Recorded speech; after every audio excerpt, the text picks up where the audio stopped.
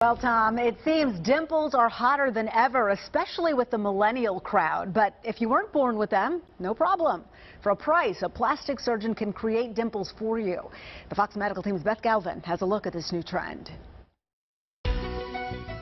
This is a trend that began in Asia and is just beginning to take hold here in the U.S. And the idea of undergoing dimple surgery may sound far-fetched, but 38-year-old Kimberly Miles says she's been dreaming about dimples for years.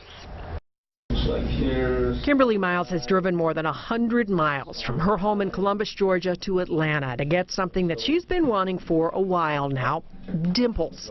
The real deal. The cute kind, just like her teenage son was born with. It's just brighten your face, your smile. It's just give a whole demeanor to your look. So Miles has turned to Atlanta plastic surgeon Dr. Jimerson for a dimpleplasty. And yes, there is such a thing. I'm looking for like a deeper look on my face.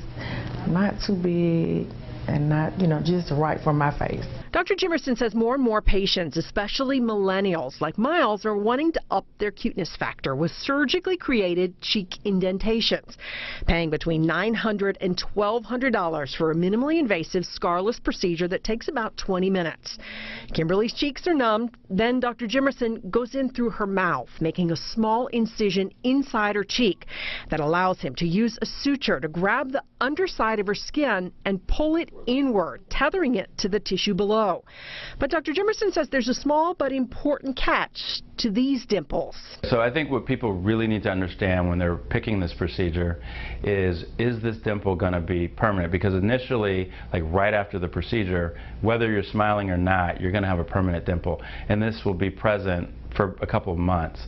So you have to be very comfortable with having a permanent dimple. And when it's all over and Kimberly gets her first look at her new dimples, she's more than comfortable. She loves them.